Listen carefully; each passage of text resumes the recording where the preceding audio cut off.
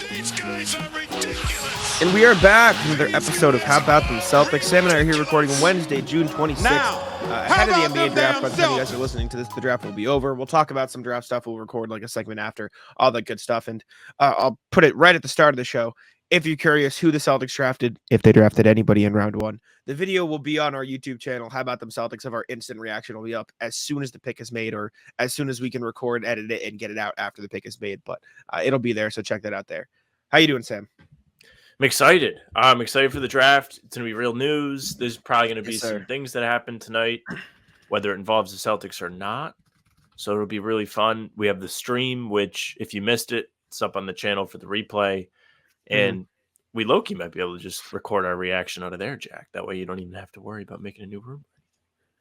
Yeah, I mean, I guess we could do it at the end and then just end the stream when we're done recording, because it's the 30th pick, unless they trade up, and then I'll have to make a new room, but we'll figure that there.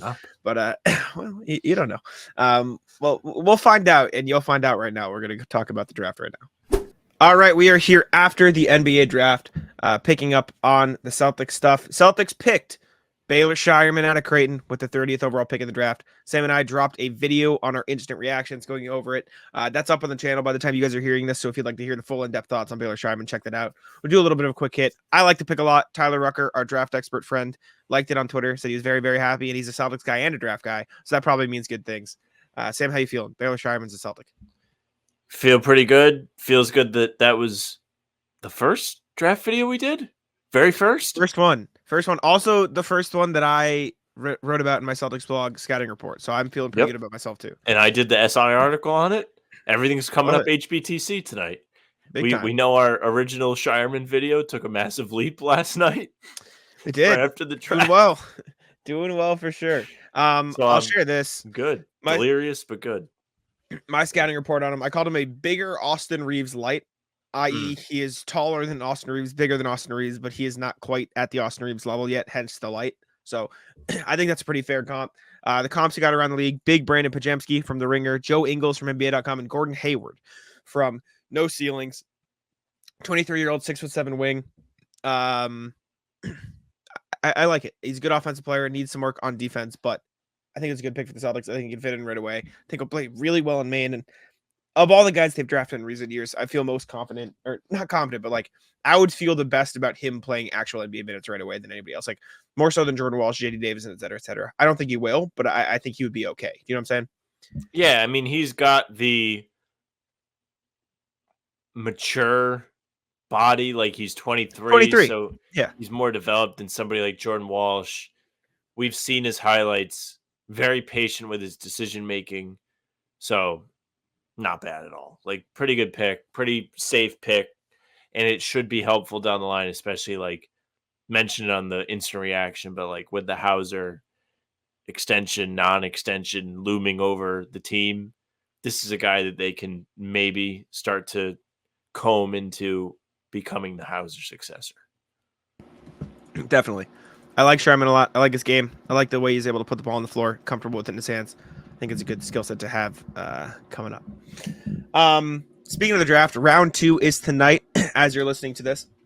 So let's go over some potential guys the Celtics could target with their round 2 draft selection. I'm going to pull up the Ringer's draft guide written by the wonderful Kevin O'Connor, who we appreciate you very much this time of year, Kevin. And we can look at some guys who could be available.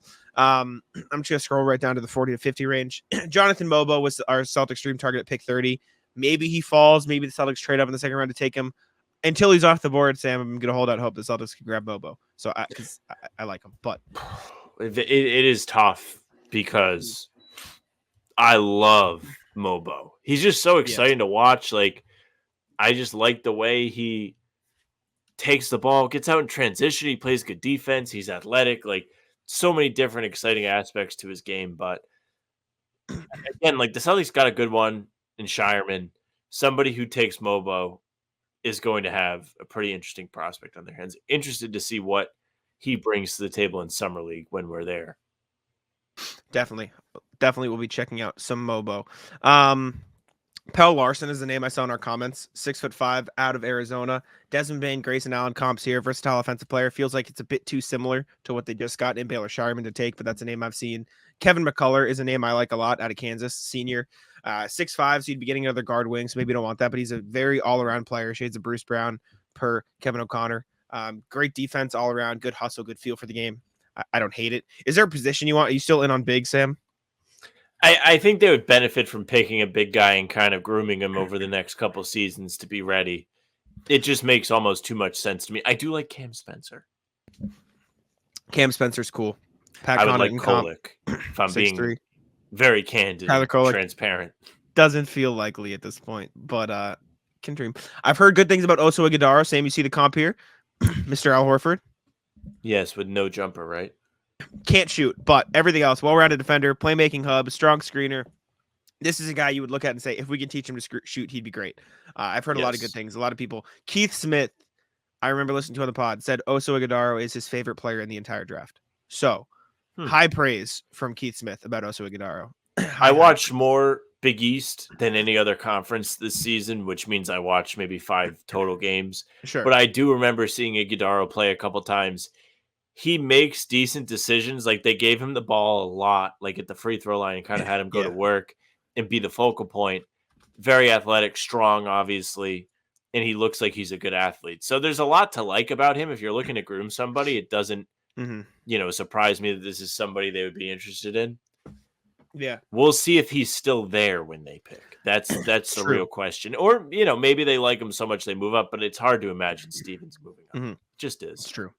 Another guy, Quentin Post, who we looked at out of Boston College. He didn't rank very high on our pick 30 big board, but if you get him at 54, can't really complain. Moves his feet pretty well, very coordinated per Kevin O'Connor, shades of Troy Murphy, which may not be great, but again, pick 54 is the context here. Knockdown shooter, he heard great things, shot 43% from 3 on 3 threes a game there. I'd be very happy with Quentin Post at pick 54. You know what I'm saying? Like, he's the type, that's like a value pick at that point in the draft. I suppose. I don't know how much of a future he would have. I think the 3-point shot is something to be pretty excited about, but the rest of it is a little bit like iffy, needs work. You're muted. Yes, I am. Thank you. I said I get it, and I said on the, like when we reviewed him, like I don't love the post heavy big men, but shooting 43% at his height at 54th in the draft, like that's just a good. Let's see if we can get him to a place where he's more comfortable on the perimeter and stuff like that, and he can move okay. So I just think that's a good value pick there. Another guy, Enrique Freeman, could be on the board. Hustle guy. We looked at him. We didn't love him, but again, we didn't love him at 30. 54 is maybe a different beast. Bronny James, Sam? No? Bronny. So, just taking a quick look, players that the Celtics have worked out, Ryan Dunn picked, Scheierman picked, Daddier picked, Christie's still there, AJ Johnson picked, Mogbo. Yeah, Christie's still there. Mogbo still there. Stop and Shop ad popping up on my screen, blocking names. Mobo. Larson still there. Dylan Jones picked. Out. Picked. Yes? Picked. Yes, picked. AJ Mitchell still there. Harrison Ingram still there. Justin Edwards picked? No, still there. Still there. Antonio Reeves still there. Enrique Freeman still there. Jalen Bridges still there. Trenton Flowers still there. Judah Mintz still there. Blake Hinson still there. Those are the only the ranked guys. The unranked guys are also there. Tweet from Taylor Snow about Baylor Scheierman. Celtics traffic Baylor Scheierman is the only player in Division I men's basketball history with at least 2,000 points, 1,000 rebounds, 500 assists, and 300 threes. Pretty cool. It's happened to play 5 seasons. Interesting stat. Rest of the guys, our guy Ulrich Chomchi. Yes, Ulrich still there. Would like Ulrich. I'm a fan. They pick past Ulrich. That Pop would be cool. balls. Infali Dante would be fun. I think did he play with Peyton Pritchard? If he played with Peyton Pritchard, he's been there a while. Let me take a look. He has been there a while. He did play with Peyton Pritchard in Oregon, so a connection there. Infali Dante, huge, big boy, 6'10", 7'6" wingspan. Sam, that's pretty crazy. It's insane. So maybe this. I mean, you got Kada, but still, PJ Hall's another guy we looked at. Would be fun. Post prime Blake Griffin, if you really want him. I'd say I would be happy with Quentin Post, Ulrich Chomchi, but Mobo is still the. That'd be the dream if they could get Mobo, but who knows? All right. We're gonna throw it back. Anything else in the draft? No, I mean Celtics draft. I mean, yeah, no. Daddy got picked by the Knicks, kind of sucked. Daddy was out, but besides that, nothing crazy. Like just kind of the guys were all there that we kind of watched. So good prep by us, good usage of the mock drafts and rankings of everything to give you guys a decent preview. Agreed. And it was kind of exciting as the pick approached. It was very fun. And Rhode Island twice on GeoGuessr. We'll watch this on the pod. Baylor Scheierman reaction when he was drafted by the Celtics. Oh yes, man, he was heated.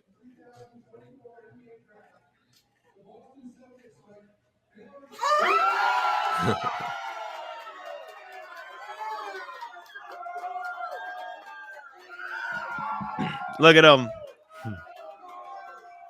Shout out Scheierman, baby. Good for him.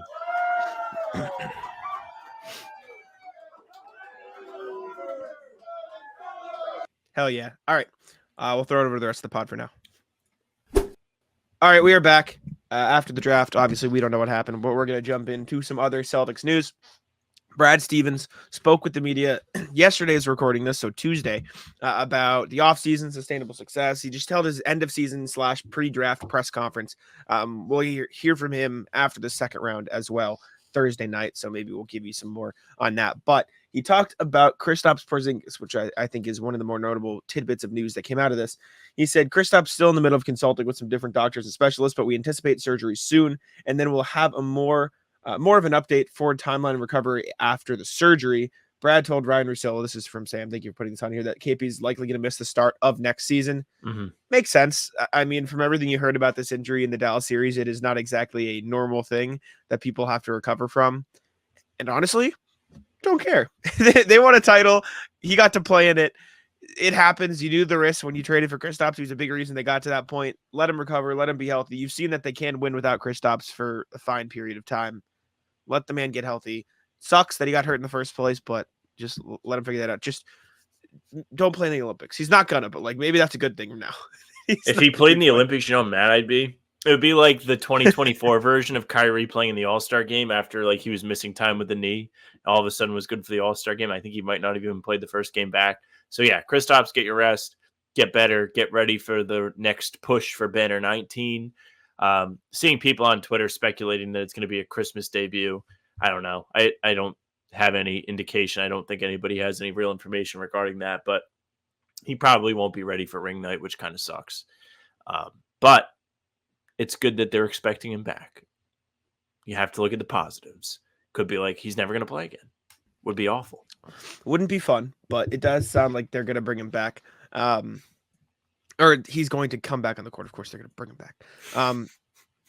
But yeah, I mean, it's going to take a while, and rightfully so. He injured. I don't even know what he injured, and I'm not going to go finding it and looking it up. But the fact that I can't even name the muscle or tendon or part of his body off the top of my head mean it's probably a bit awkward of a thing to injure. But KP will be back next season at some point. He's going to have surgery this summer. But PrizePicks is America's #1 daily fantasy sports app with over 5 million active users. PrizePicks is the easiest and most exciting way to play daily fantasy sports. Unlike other apps on PrizePicks, it's just you against the numbers. All you do is pick more or less on 2 to 6 player stat projections and watch the winnings roll in. Get in on the daily action with your friends and become part of the PrizePicks community. If you're looking for promotions, PrizePicks has got you covered every single week. From lowering select player stats projections on Tuesdays to help your lineup hit, or getting your entry fees back if you have a losing lineup on Fridays. PrizePicks is available in more than 30 states across the country, including California, Texas, and Georgia. Sam and I use PrizePicks all season long. You guys saw it before all of the pregame shows, but now it's the offseason, so we got to find some other things. Take a look at the Red Sox. Jarren Duran. Never know. He's been pretty good. Might as well take a look at his hits. You look at Caitlin Clark, the WNBA. You look at Alyssa Thomas, the WNBA, the Connecticut Sun, right there. The points. More or less, who knows? They're pretty good this year. Download the PrizePicks app today and use code CLNS for a first deposit match up to $100. That's code CLNS on PrizePicks for a deposit match up to $100. Pick more, pick less. It's that easy.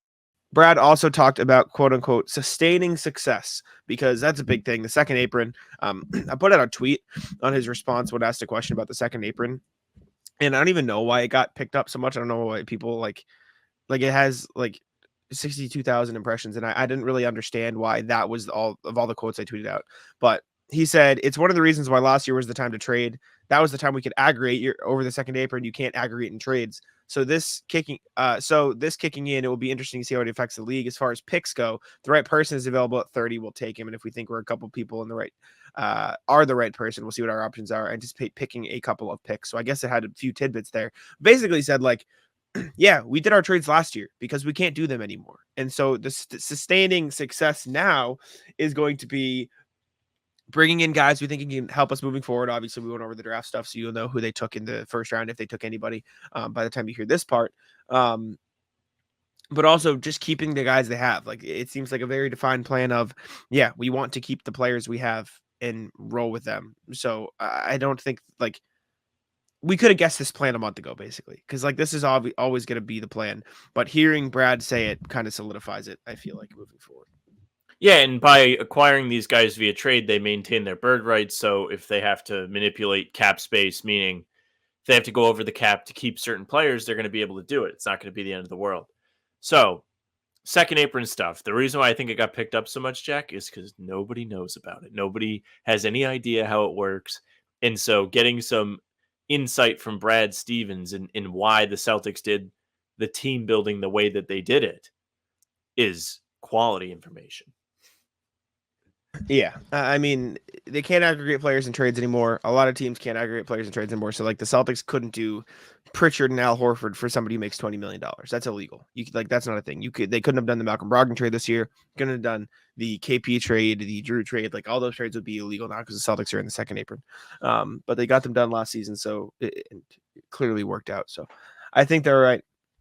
Another thing Brad said, I think the guys that are a part of the group are all back have to understand the challenge is greater because, again, the target, human nature, all those things are real, but we also have to be able to say, okay, sometimes you need a jolt from within, and we'll always evaluate how to make our team better, and we have the opportunity to tweak our team all the way up until February. Last year, we ended up doing it in June and October, and then there wasn't as much to do once we got to February, but we have an opportunity over the next 6 months to figure that out. So basically saying, like, our team is set, but we do understand that there's always ways to improve, and we'll figure that out throughout, the off season and into the next year. So that's an important thing too. Like, I mean, we'll talk about it soon. The Knicks have already made a trade to try and improve. Yeah, that'll be the Celtics, start of the NBA section. You have to continue to upgrade, continue to make moves. You have to continue to evaluate what you have, how it's going, and see what the best option going forward is going to be for the team. And they've done a tremendous job of that. Like throughout the years, they haven't been afraid, even like in the Danny era, to make moves to try and improve, like go to the conference finals. Isaiah is an MVP candidate, trade him for Kyrie to try and improve the team. They sign Hayward, like all that. And then after Kyrie leaves, they're like, okay, like we'll bring in Kemba, keep everything afloat, and so on that goes. And then they eventually move in and get Al Horford to try and move in the correct direction that way. So I don't think Brad Stevens is afraid to make any moves necessary. He's shown that he's going to do what he thinks is best. And I believe he also said like they kind of had a right to all come back. Like they've earned the not getting traded this summer, not having to worry about moves right away, but they're going to evaluate as the season goes on. So, yeah, I mean, listen, this was never, even if they had lost in 7 or something in the finals, like they were never going to blow up this team. Like this team is too good. You've seen the pathway to success, and the fact that they managed to win it all cements that even more. And the best part is, like, realistically, Celtics don't have anything to do this summer. I was talking to somebody within on the team, and he's like, "Yeah, we have like 3 free agents. Like, as much as like the extensions are important, like it's not like we have any, like there's no, Paul George, there's no Klay Thompson, like there's no immediate, we need to figure this out or we're screwed next year. Like the Celtics have set themselves up for a relatively simple offseason, which is also a beautiful thing because that's not usually how we made a bunch of massive trades to win a championship. And now we need to figure it out. No, they extended the 2 guys they traded for, which is incredible. So I remember we talked about the Drew Holiday extension when it happened, like, okay, now they can really focus on it. And look what happens. Look how it plays out. So good for the Celtics. Let's go to the email here. Yeah, just have the other extensions to worry about, but those seem like they're but those aren't even ideas. They are, but like even that context, like yes, you want to get them done now, but it's not even like if the disaster, like the worst case scenario is you need to figure it out next summer. Like it's not like they're gone if you don't figure it out now, which is like obviously you want to, but there's no, it's not like a Paul George thing where if you don't figure it out now, he's not going to be on your team next year. Tatum and Derek White are still under contract at least. Right. Same thing with Hauser. All right, email time. Let's see what y'all had to say before we get into the NBA stuff. A reminder, as always, you guys can email us at hbtcpod. At hbtcpod@gmail.com with all your thoughts. We will be here reading them on every single show. So let's jump to it. First one from Ryan Hall. It's a draft thing, and so hopefully it's not too outdated, but we will go over it. It's awkward because the draft fell on a day where, I mean, we have to do a full pod, but Celtics draft workouts. Yes, this is from Hoop Hype. Of guys who have worked out for the Celtics. I believe this is the most updated list. Yes. Ryan Dunn, Baylor Scheierman, Pacome Dadier, all guys we have looked at, as well as Jonathan Mobo. Dylan Jones, a name I've heard people like a lot.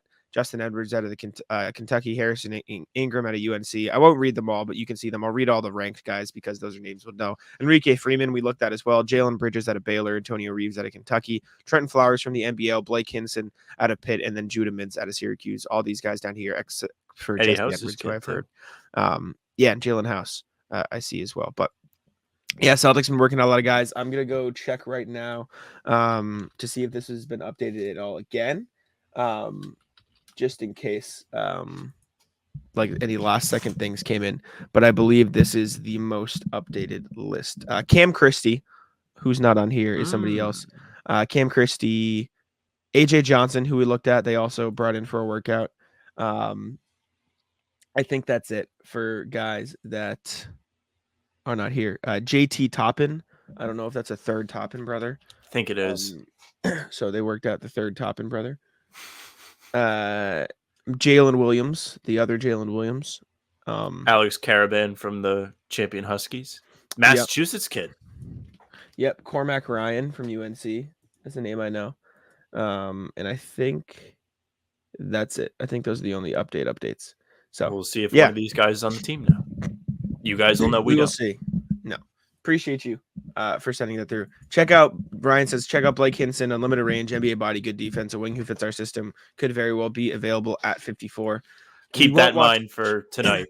Yeah, we won't watch highlights, but I can pull up the trusty Kevin O'Connor if he has him ranked, but he does not. So I will not be pulling up the trusty Kevin O'Connor because he doesn't have him ranked. Well, I believe the first round is up tonight. We'll probably do look out for these guys in day 2. So we'll keep them in mind. Appreciate you. From RJ, this space for rent, how Brad has done drafting. Hey folks, time for a quick review of recent history. This will be Brad Stevens' 4th go at picking talent in the draft. So let's look at how he's done so far. 2021, drafted Juwan Begarin with the 45th overall pick. French teen who is still over on the continent. I don't know what that means. Players taken after him have produced in the NBA: Aaron Wiggins, 6'6" shooting guards; Jericho Sims, center with the Knicks. 22, J.D. Davison and his amazing hair were available at pick 53. 6'9" forward Jabari Walker was taken by Portland 4 spots later. I do like Jabari Walker. 2023, trade down darling Jordan Walsh was selected eventually with the 38th pick and then sent to Maine. 19 picks later, Golden State lashed onto Trace Jackson Davis, 6'9" power forward who had a solid rookie campaign. The one thing they all have in common is they were teenagers when Brad drafted them. Begarin, the youngest at 18. Just some data to chew on as we try to outguess Brad this year. Be well, RJ. Yeah, I guess he likes the young projects. He's trying to find sustained success, and he's been throwing darts, realistically. Feels like you're going to see some more darts tonight as we record this at almost 2 p.m. Yes. Does feel like the darts are coming. Dude, next email. RJ. Crystal ball time. Morning, Sam and Jack. Sending this off Wednesday morning before the draft starts. Of the prospects you've discussed here and at Celtics blog, and given what you've seen of Coach Mazzulla, which 2 do you think are the most likely to be contributing to the Celtics rotation in the 26-27 season or earlier? Ooh. Mobo. 1-1. Scheierman. And Ehrlich. 26-27 is too early for Ehrlich. 2 years. I know. he's the most raw of the bunch we've looked at by far. Who's the last guy? I'm forgetting one person. Let me pull up our tier list. I was a fan of. I'll pull up our tier list. It didn't save in the Daddy A. I don't know if he'd be a part of the rotation. He'd be in a very small role, if any. Yeah. I think Bona. Mobo feels like a real dude. Like, yeah, Bona maybe. I like Bona too. Fingers crossed watching this draft today. We're big Mobo fans. Go Mobo. Big fan. Okay. Last email from Ryan. Jay Scrub. What's up with Jay Scrub? I saw him on Instagram saying he's getting back on the court this week. I'm guessing Summer League. He was wearing Celtics gear and his Instagram says Celtics. I remember we gave him a 2-way and he had the season-ending surgery before the regular season started. Is he on our G League squad trying to earn a contract again? That'd be my guess. Much love, Ryan. I believe when it happened, the rumblings were he was going to stay around the team to like recover and stuff. And so I do think that probably happened. I haven't seen him at all this year, but if I had to assume, they'll bring him back on the Summer League team because they did like him. Jay Scrub's dad's watching. Give us an update. Shout out Jay Scrub. Commented on this channel. Shout out Mr. Scrub. Appreciate you. All right. Let's go to the NBA section. And we're going to start with the biggest news. Mikal Bridges is a New York Knick. He was traded for the cumulative value of 5 first-round picks and a pick swap, as well as Bojan Bogdanovic. And then Mikal Bridges joins the Knicks, joins the Villanova Knicks. We'll probably run out a starting lineup of Brunson, DiVincenzo, Josh Hart, Anunoby, and whatever they want to do. They've got a good starting lineup now. Is basically the point.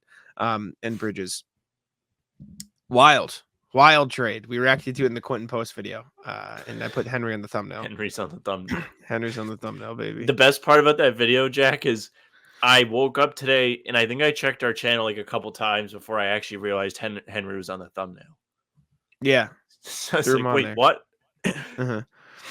The jerk is going to be unbelievable this summer. You have to love the Knicks. Oh my God. I do love the Knicks. I do love the Knicks. The Knicks are sick because they're cool for these guys. Because they're fun players. You are being blinded by your hatred of the fan base when in reality the team is awesome. Like the team and the players are really cool and really fun and the players all are very likable. Exactly, they're all likable. And so direct your anger towards the fan base, not the Knicks themselves. That's what I'm doing. I just don't want to hear about. Don't tell me I have to root for them because I certainly don't. No one says you do. People on Twitter are like, oh, can you believe this? These guys love each other so much. How can you not love this? Like all of that stuff. Like, Hey, gang, let me tell you a little something about Game Time. Now that the NBA season has come to a close, you got to get yourself out to an MLB game this summer. You want to go to Fenway, you want to go to your local ballpark. Game Time is going to get you there. They are an authorized ticket marketplace of Major League Baseball, which makes tickets easy to get. Prices on Game Time app actually go down the closer it gets to first pitch. Who doesn't love using it? I sure do. I used my Game Time app to get my dad tickets for Father's Day, and I got a fantastic deal. It's so easy to use. Again, you can get those last-minute deals. They have flash deals and zone deals. It's easy. You can take a look at your seats on the app to see what the view is going to be like before you get there. You don't want to get stuck behind a pole. I'll tell you, that happened to me once. It was not fun. Again, last-minute deals are fantastic on Game Time. You can save up to 60% off buying those last-minute tickets for sports, concerts, comedy, theater, and more. Download the Game Time app, create an account, use code CLNS for $20 off your first purchase. Terms apply. Again, create an account and redeem code CLNS for $20 off. Download Game Time today. Last-minute tickets, lowest price, guaranteed. Celtics blog article I put out today. It's going to hit whenever it goes up. You're a sick man. All the memes that I've seen are hilarious. I saw a meme of like Tibbs being like the Undertaker, seeing Mikal Bridges had an 83-game season, which is phenomenal. I mean, this is like the dream trade for the Knicks, right? This is the exact type of guy you want to bring in, a durable secondary scorer to put next to Jalen Brunson. I don't know what it means for Julius Randle. I do think he still fits there as like a second/third option, like with him and Bridges there. I mean, his playmaking was sorely missed in the playoffs last year, obviously. I think you could run a lineup of Brunson, DiVincenzo, Bridges, Randall, Hartenstein with Hart off the bench, or that's not even Anunoby either. So like Anunoby, maybe you run a super big lineup and you run Brunson, Bridges, Anunoby, Randall, Hartenstein, bring DiVincenzo and Hart off the bench. Or you could the scary thing about this is you could still use Julius Randle as a trade piece. Like if you wanted to go get something else, it's probably their best bet. I don't know who would, yeah. I don't know because what team would be interested. But think about the Knicks, right? They have a very strong 6, and I wrote this for Celtics blog. After that, it's pretty cloudy. McBride had a good playoffs. Sometimes. Some games he really wasn't there. Aside from that, you don't have a whole lot to lean on. Like Mitchell Robinson, is he going to be healthy? Is he not going to be healthy? It sounds like they're going to lose Hartenstein, who was huge for them. He was one of the more impactful guys they had on the playoff roster. He was him and Josh Hart, the starting point for some of that fourth quarter offense where it was just like get the offensive rebound and then go from there. So they feel like they have more work to do in the many days and months before there's any real basketball to be played again.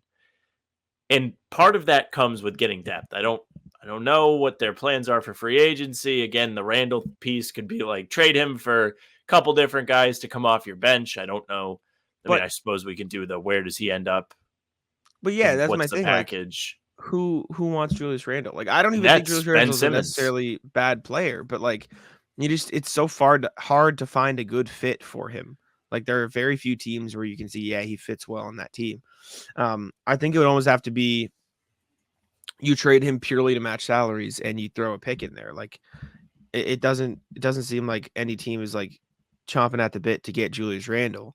Like the Mavericks, but they need shooting. They don't really need an extra playmaker / scorer. They need like shooting around those two guys. He doesn't work next to Luka. Like the Kings, do you want an extra like offensive he feels redundant with Sabonis. Lefty. Big guy. I guess, yeah, but like if he can shoot a little bit and get back to that, like Barnes and State. Barnes and Herter, I'm not touching it if I'm going to State. I'd rather dream bigger. Like they can absolutely do that. Do the Clippers do something? No, I don't think he fits in LA either. Like again, like I'd rather go after something better. And I'm not going to trade Norm Powell and Terrence Mann for Julius Randle, and I didn't want to trade Terrence Mann for whoever it was, James Harden. You know what I'm saying? Like that doesn't make sense.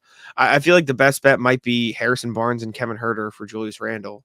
And even that, I don't like it for either team, but I don't know. Those two guys give you more depth if you're New York. Like you kind of need that. Like I think you're better off with those two guys than Randle right now. Yes, but I'm saying like I'm not doing that from the Kings.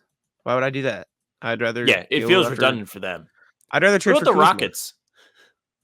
The Rockets are a fucking disaster. They're in this weird place where they can't decide if they want to compete or not. Sounds like they want to go get Marcus, which we'll talk about in a second. And then like they have Fred VanVleet, they have Dylan Brooks, they have like these guys that are like a little further down the line of their careers than the bulk of their Jalen Green, Jabari Smith, Şengün if he's healthy this year. Like they kind of could use a little extra boost. Like they definitely sound like they're ready to take a step. They don't have the salary though, because their salary is so awkward. Yeah, but I'm not I would rather have Dylan Brooks than Julius Randle. If you're Houston. Yeah. Okay, fair. I think he was too important for them. Like that's the whole one of the big reasons you were as good, and I think he like leads your defense.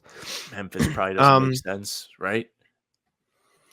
Not really, because then you'd have to commit to Jaren Jackson as a full-time 5, and I don't know if they want to do that. Maybe they do, but even that's awkward. Would the Bucks do it? For who? Brook Lopez. Portis and Connaughton? Like that? No. Lopez and Connaughton for Julius Randle. Then you can run. I like that if I'm the Knicks. Well, then you can run, if you want to play this quote-unquote versatile style of defense. Like, Randle's not a bad defender. Like, if anything, like Randle, that's probably one of his better attributes. I think he's a fine defender.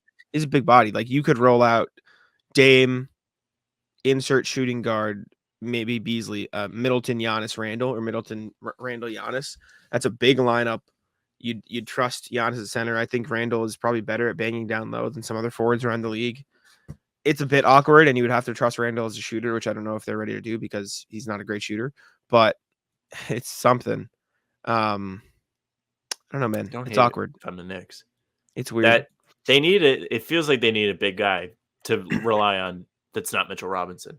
Not to say Mitchell Robinson isn't any good, but it's just like, or if they lose Hartenstein and can't re-sign him. Well, I'm discussing this as if that is a foregone conclusion now. I don't know if it is. I think if anything, it's as little as a foregone conclusion it's ever been because they just added extra salary. All of the tweets about this last night were talking about how it makes it very difficult for them to keep Hartenstein. Like that was included in all. They want to, but I think it's hard to keep Hartenstein now unless you trade Mitchell Robinson, which maybe they do because that's been the rumor as well that they're going to try to trade him and then re-sign Hartenstein. But then it leaves you thin. Hartenstein at this point. Me too. But then you have to find a trade that dumps the salary. It's a whole thing. Anyways, we're going to go recap the rest of the NBA draft here with any trades. Like Sam mentioned, the Rockets are reportedly interested in Marcus Smart and trading the third pick with Grizzlies, etc., so they can get Kling in, then move back. It's all that stuff. We're going to tell you what happened, what could have happened, all that stuff right now. All right, we are here to go over the NBA draft. Again, you heard us go over the Celtics stuff. Now we're going to go over everything. How do you want to do this? Do you want to do pick by pick? Do you want to do the shocking moves? Do you want to do stuff like that? Like, we don't have to go in depth on each pick, but like, do you want to just go in order and give thoughts as we have them? Yeah, that works. It works. Like, we're not going to talk for 5 minutes about Zachary Reese-Shea, but like, we can talk we'll go through and if stuff jumps to mind that we would like to talk about, just the easiest way to do it. Zachary Reese-Shea, as I said, went 1 to the Hawks. I said at the time, I don't like it. I don't think it should have been Zachary Reese-Shea. I think he's like the 4th or 5th best player in the class, but whatever. Reese-Shea's cool. Sarr went 2nd to the Wizards. Great defender. Reed Shepherd, the best player in the class, went 3 to the Rockets. Shout out Houston. Got a steal. The best player in the class. He is. I stand on it. I will keep saying it until I'm proven wrong whenever it happens. Stephon Castle to the Spurs is an incredible fit. Is a giant potential point guard to play next to Wembanyama, and that defense is going to be disgusting. Ron Holland at 5. Out of nowhere, Sam. How do your Pistons feel? Pistons are excited. Keep tweeting about him. They keep showing videos of Ron Holland. He had a pretty good suit. Not a lot of great suits in this draft, but he had a good suit. He had like little spikes on it. Had a nice chain. This is an interesting move from the Pistons, though, because just adding more wing depth, like the Jaden Ivey piece of this was they really weren't sure what to do with him last year, and then they figured it out. Monty's gone. What do they see with Holland? It's not so much. Also, it feels kind of painfully clear that the way to win and the way to be better with the Pistons is put more shooting around with Fontecchio and Bogdanovich and all that stuff, and so they picked a non-shooter at 5. Is a bit odd. They'll teach him. bit weird. To Jane Salon at 6 for the Hornets when they could have traded back, I think is bad, but he could be good. So what do I know? They tried to trade back for what it's worth. I guess. Well, but I still think they should have. I still think it would have been better to trade back. Maybe they like other teams said no. I don't know. I don't like the pick. Donovan Clingan at 7. Good pick with Scoot is cool. First real big move in the draft is the Timberwolves trading for Rob Dillingham with the Spurs, giving up 2 future first-round picks in 30 and 31, or 1 in a swap. Weird. I don't know why the Spurs would do it. Doesn't make a ton of sense to me because I heard a lot about the Spurs liking Dillingham. Just like, what's the point, right? Why trade for picks that far out? Like, I guess you're gonna trade them, but they're unprotected, right? One's a swap, I think, or one's top 1 protected. Maybe there's some like stipulation on one of them. I think I don't know. What getting 2 firsts when you're that far out, unprotected back-to-back years in a draft like this, where I mean, like you said, like there was rumblings that they liked this kid. For 1 pick, you get 2 of them. Yeah, but it's not. Yeah, but Timberwolves are probably gonna be good then. Timberwolves are in like cap hell. They're already like trying to figure out a way to get off some of this money. Anthony Edwards is going to be what, 28 by then? Like he's going to be in his 28. Prime. There's no doubt that he's going to be a good player, right? In his prime. Time. It just doesn't. And the Spurs should be looking to add talent right now, right? Like you're going to wait till 2030. I guess you'll like the only reasonable explanation for this is they're accumulating as many picks as they can to make a trade at some point in the next 3 to 4 years. Because other than that. Which for sure makes sense, but I would just 2031 unprotected first and a 2030 swap, top 1 protected. So it's like I don't like it at all. I think you should have drafted another young player and kept building. I don't like it. I think it's dumb, but whatever. Well, for what it's worth, like they got Castle at 4, good addition. Sure, they're going to go into free agency looking to pull some guys in, being like, "Hey, you want to play with Wemby?" People will be like, "Yeah, I want to play with I Wemby." suppose. Maybe. I don't know. And I would have just rather other. like, yeah, you want to build. Like, it makes sense. You're not wrong at all. But if you have the ability to stockpile for a trade when you think Wemby's ready, and you don't have to worry about developing, that's not bad. I guess.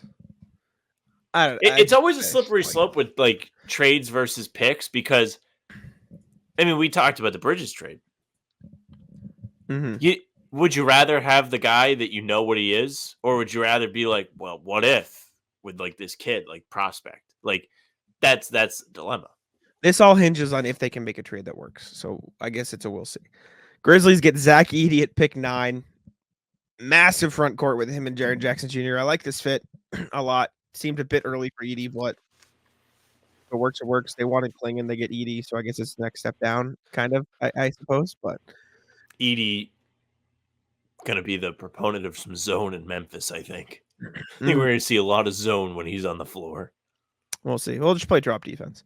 Cody Williams to the Jazz, Modest Buzelis to the Bulls at 11, Nikola Topic to the Thunder at 12, Devin Carter to the Kings at 13, and then Bub Carrington in a trade who will be going to the Wizards. The Denny Avdija trade happened. We didn't talk about Denny Avdija's to the Blazers for Brogdon back east for Brogdon and a bunch of first-round picks.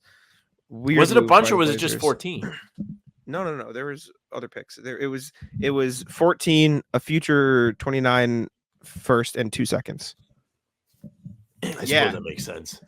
It's a lot. It's weird. Hey, they like Denny. Khalil Ware to the Heat at 15. Jared McCain to the Sixers at 16. Dalton Connect to the Lakers at 17. Sam. I mean, that was Haters Row. Tweeted it live, said it in the live stream. All solid players. All very solid. Hate to see it. Not exactly ideal. And with love and respect, I hope they all suck. Next was Tristan Da Silva to the Magic at 18. Jacoby Walter to the Raptors at 19. That's another one of the guys I think is really good. Jacoby Walter's gonna be sick. Cavs, Jalen Tyson, Pelicans, Eve Missy. Suns trade this pick. Nuggets get Deron Holmes, another guy who's gonna be really good. Bucks not reach, but like take a chance on AJ Johnson, who doesn't seem like he's ready to contribute right away, which I thought was weird. Wizards trade up again with the Knicks, get Keyshawn George. Pacome Dadier goes to the Knicks. Double trade here. Dylan Jones goes to the Thunder. Timberwolves get Terrence Shannon. Nuggets trade this pick in the deal with the Suns. Suns get Ryan Dunn. Jazz get Isaiah Collier. And then Celtics obviously get Baylor Scheierman. I feel like that Terrence Shannon pick is going to be a one that pays dividends for Minnesota. A Cam Whitmore pick-esque. Yeah, like that kind of thing. Like, obviously, the off-the-court stuff is not ideal. We talked about it a little bit with Tyler, proven innocent, but still not the greatest thing to have attached to you. But he had a really good year with Illinois. He was a force. I believe he single-handedly won them a game in the Big Ten tournament, from what I remember. He was a very solid initiator and definitely looks like he's got an NBA body, strong, big, athletic. Mm-hmm. Probably would be a good pick for them. Yeah, I'm in. I like Jacoby Walter a lot. That's a guy I liked. Ryan Dunn will be interesting. I guess you have that much offense, you get some defense. I like Keyshawn George a lot too. He can score the shit out of the ball. But yeah. Cool. Sad not to see Kolek go in the first round to anybody. Tough for Kolek. Would have liked to see it for the state. He does bring it right back up for not your Pistons. Your Pistons don't have that pick anymore, I was gonna say. No. It would be sick. Anyways, that's what I was gonna say. All right, let's throw it over the rest of the show. All right, we're back, and we're gonna talk about the Klay Thompson-Warriors. We talked about it a little bit earlier. What a mess! What a mess this has turned into. So basically, Steve Kerr said he wants to keep him. The Warriors want to keep him. Whatever. But now there's this stuff that they might want Paul George as well. Klay Thompson was reportedly pissed off at the way they've been handling things. He unfollowed the team and deleted all the posts. I mean, I guess I'd be a little pissed off if you see Draymond get the "we love you" treatment and then you don't, a little bit. But it's just a very awkward situation now, which, yeah. It's never fun to be the human resources guy. No, not at all. He's the meme. Klay, it really feels like his time with the Warriors is done. This could be a big charade, and they end up keeping him, and they let the three of them kind of ride it out and try and compete, or maybe not. Just make it so they don't have to leave. But it's just been really long, really dragged out. It's been ugly. It feels like there's now animosity between Thompson and the organization, and it's shaping up to be a very ugly divorce. I don't know if the fan base would be mad at Klay, but it sounds like he's not happy with the Warriors. And then you have this come out from Windy. I think he said it on one of the ESPN talking head shows. Paul George, frankly, wants 4 years. He wants a full-out max, and there are a number of teams out there, I am told, that are prepared to give it to them, who are prepared to trade for him. One of those teams is Golden State. Yeah. It makes sense. Like, you give up, even if it's not Klay, like they let Klay walk, then you trade Wiggins and/or CP or something like that, like some sort of trade for Paul George. Sounds like they want to. Which would make sense. It's very weird. This Klay thing seems like it's turning into a Tony Parker Hornets situation. Like, that's what it feels like. You know what I'm saying? Yeah, a little bit. I can see it. We're gonna get our new Celtic Shaq meme somewhere. I do think, like, for all the memes of Klay Thompson, for all that this guy sucked, he shot poorly in the final game. Like, it's not like he had an awful season. It's just he had a bad season in respect to his standards. Like, you look at his raw numbers: 18 points, 3 rebounds, 2.5 assists on 38 shooting, and 9 threes attempts a game. Like, that's pretty good. Like, that probably helps some teams around the league. He didn't shoot well in the playoffs. He only shot 37% on 10 attempts a game. So obviously there's that, but like, teams would still want Klay Thompson. Like, teams still want what Klay brings to the table. Like, that is still a wanted commodity in the NBA. And so I don't know where he'll end up, but I think people are almost like it's flipped, where it's like people were too high on Klay. Now people are too low on Klay. Like, I think he's trying to think of cap space teams that could just like come in. Doesn't feel like Klay would leave to go to like a rebuilding team, so it would have to be somebody that feels like they're on the fringe. Orlando has been rumored, yeah. I mean, that it feels like that would be a good addition for them. They have this weird carousel of shooting guards down there where like it's Gary Harris and Philly, Cole Anthony, and if you add him in, you get a little bit of extra size at like 6'7". You play him with Franz and Paulo. All of a sudden, even though Klay's not the defender he used to be, your defense is a little bit more switchable. You have less guys that can be targeted. Again, due to size, Klay can still be targeted probably a little bit. But you add a veteran presence on a team that's completely full of young guys and guys that have only been in Orlando and have come up in the draft. And Orlando does feel like a team kind of knocking at the door of the East to be amongst the teams that people respect. What about OKC? That'd be a weird one, huh? It'd be Game weird. 6 Klay goes and plays for OKC. Do they have the money for it? It doesn't. I mean, unless he wants to come off the bench there, and if he does, like, respect, and it would be a good depth piece for them. They're gonna have cap space. You don't think he'd start? No, I think he'd start him. Who does he start over? Caruso. You think? Yeah, bring Caruso off the bench. Caruso didn't start in Chicago. It's true he didn't. Did he? Am I lying? I'm lying. I think he started like 57 to 71. He started half the games the year before. It just feels like Caruso's the guy you want with the starting lineup because he's not necessarily somebody that's going to command. Well, then maybe bring Klay off the bench attention. then. But like, that shooting, I think, would work on that team regardless. That's what they were missing when Giddey was in the lineup. It would be Shea, J-Dub, Klay, Caruso. Which one of them? We'll say one of them. Sure. Chet and Lou Dort. Yeah. Hey, Lou Dort's off the bench. Yeah. Or we're forgetting a forward. I feel like we're forgetting someone too. Please don't hurt us. Right.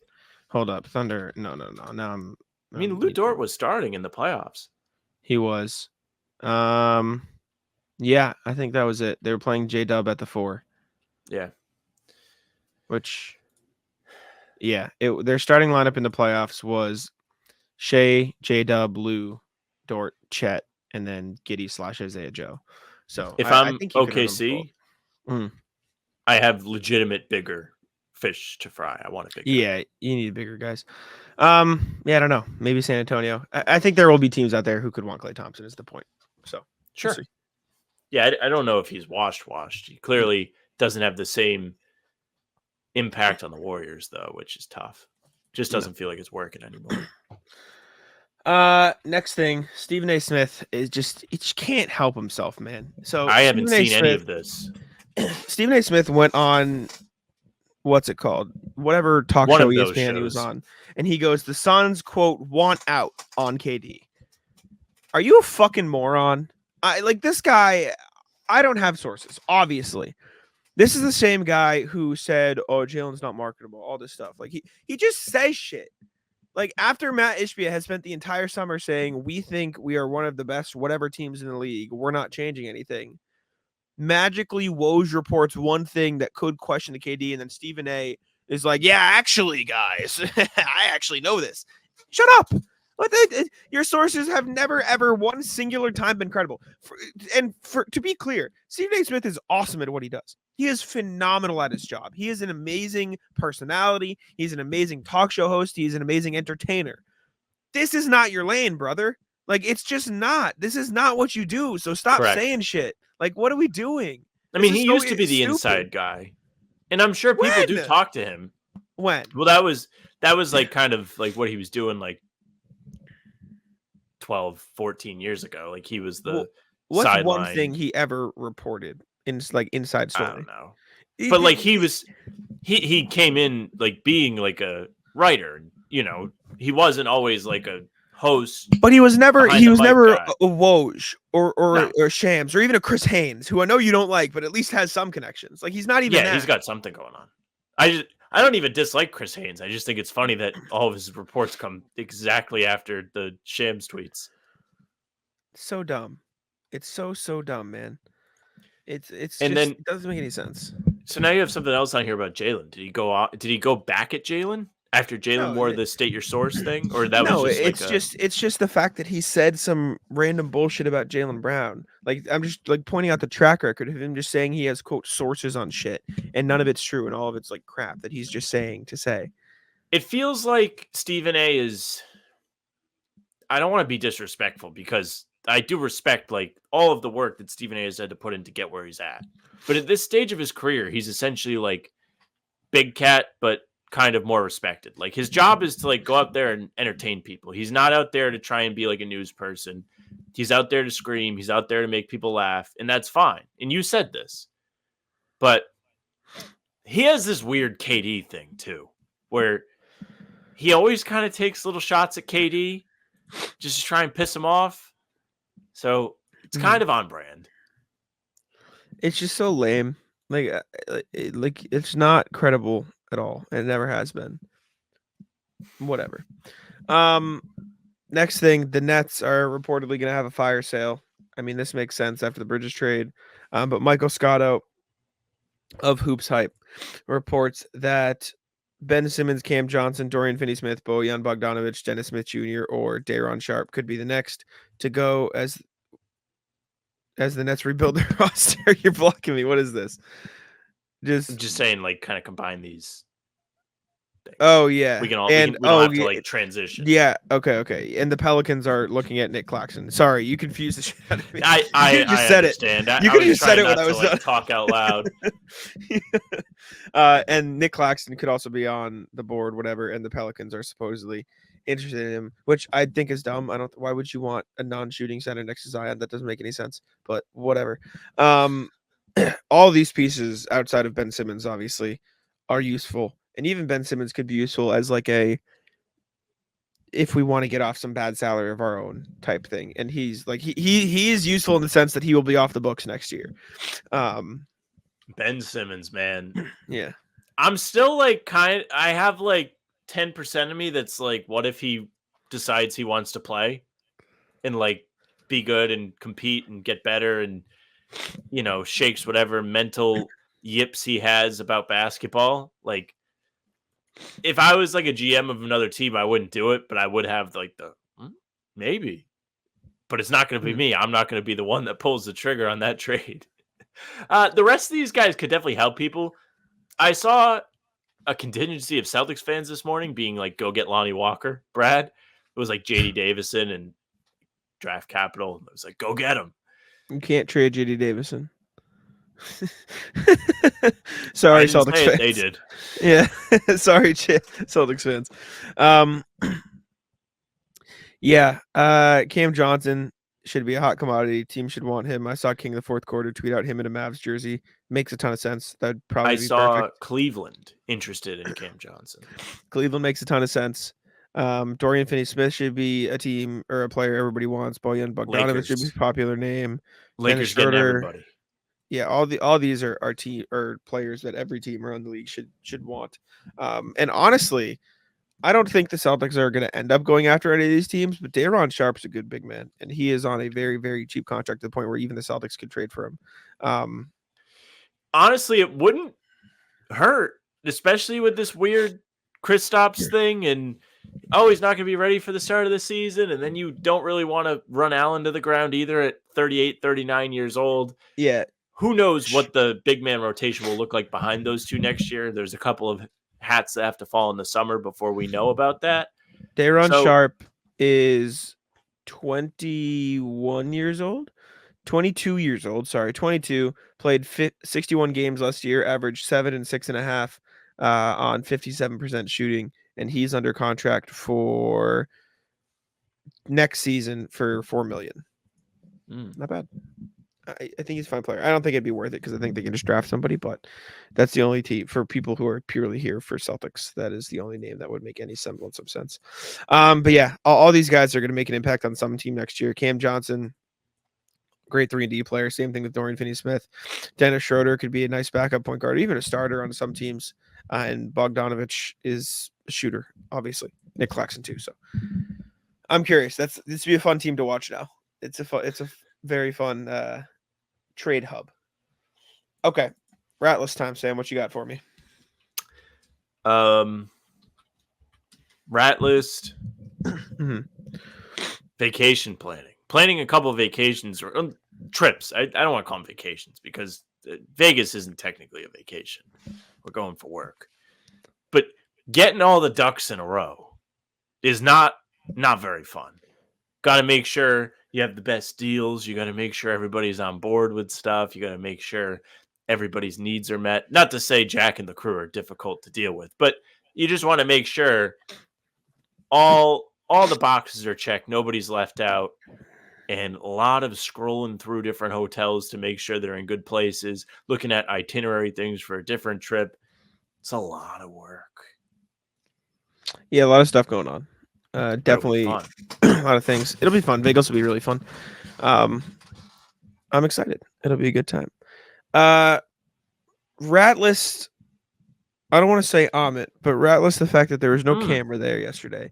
Because the one time there is a camera, I get shit on social media for playing basketball. And yesterday, I played great, and no one was there to see it. It was bullshit. All the whole thing about, Noah beat you for the board, blah, blah, blah, all this shit. I cooked everybody yesterday, except for Kari. Kari's huge. That's not even like, that's like me saying, Jason Tatum bragging about beating a 6'2" guy in the post. Like, no shit, right? Yeah. Everybody else, barbecue chicken, easy work. It was a good day. Ball was fun. It was a good time. It was me and Noah versus Bobby Kravitsky and Cam Tabatabai. We won. We cooked. It was good. It's a good game. Bummed I couldn't come. Rat list. Yeah. My job for having a meeting go over hours. It's tough. Because I would have went all the way up. I would have had a good time. Probably end up playing this afternoon as you guys are hearing this, but I'm down. I can't wait to get in on the runs. I'm sure we'll play when we're in Vegas. Can you bring a basketball on a plane? I don't think you can. I think it'll fuck up the ball. If people in the comments know about this or know anything about science, tell me, because I don't know. You could bring a deflated ball in a pump. You could do that. But I feel like deflating the ball also ruins the ball. You could just buy a ball in Vegas. I've thought about getting a ball shipped out there. Why not just buy one there? Because I don't know where the stores would be to buy a basketball. There's absolutely just like a Target or a Walmart off the strip somewhere. 100%. Let me see. I'll do some on. I'm trying to think of how I'm gonna like pack my stuff because I want to bring sneakers to play in too. Might have to check a bag. Rattler's checking bags. I don't want to check. Why would you have to check a bag? Because I gotta bring a luggage of clothes. I have to bring a backpack full of equipment. Yeah. Probably won't even be like any like personal items. It'll be like my laptop, my mic, camera. Yeah, I have to bring all that chargers. too. Are you gonna put your sneakers in the suitcase? When I went to Dallas, I packed my entire backpack with my laptop, my microphone, all that stuff, and my toiletries bag. And in my suitcase, I had 2 pairs of sneakers and my clothes. So maybe we'll see. I mean, that's a couple weeks away where I got to start packing the bag. But yeah, there's Targets. There should be Targets. I don't want to Target basketball. I also don't want to have another basketball. You don't want to Target basketball. What do you mean you don't want to Target basketball? They're just basketballs. Do they have like Wilson's? They have nice basketballs, brother. That is not the fucking main concern if we're just trying to play one game of pickup on the Las Vegas Strip or we're there for Summer League. The concern is having a ball. You don't need to, like, what is, hello? What the fuck? What do you mean? I don't want to Target basketball. You bougie ass motherfucker. What the hell? Not a bougie ass. I play with the performance. Yeah, bougie material. Ass motherfucker, bro. We're playing one game of pickup. Nah, that's some whack shit. Just play with a ball. You just need a ball. The hell? Target basketball.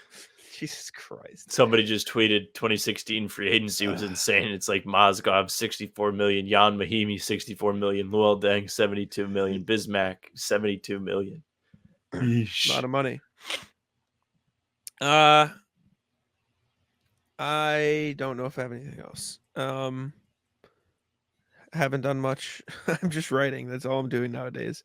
I'm going out this weekend, so I'll have some extra stuff for you then. But there you go. I'm good now. No, I don't want to tell this story because I don't need anybody stumbling upon it. All righty. Sorry. We'll end there. Appreciate y'all for tuning in. Make sure to leave a like, subscribe to How About Them Celtics, and I'll let Sam wrap it up. Yeah, thank you very much for listening and watching. Make sure you subscribe to the channel, hit the bell so you don't miss any of our daily uploads. We're coming at you with new content at 5 a.m. We may have bonus content sprinkled throughout certain days, so just keep your eyes peeled for all of that. If you missed the stream last night, go ahead, go find the replay because it was probably a ton of fun. You can also find all of our pods and game recaps. Pods, by the way, drop Tuesday, Thursday, Sunday. On Spotify and Apple. If you follow us there, they're going to go right into your feed. Leave a 5-star review. We'd appreciate it. You can find us via email, hbtcpod@gmail.com. You know you got something to say about whoever they picked today. Let us know. You can find us on socials at How About Them C's, Twitter, Instagram, TikTok, Facebook's the name of the pod. Streams are there. They're on YouTube. They're on Twitter. Jack's Twitter's at JackSpun NBA. Mine is at Sam LaFrance NBA. That's it for us. Taco, come on. Taco.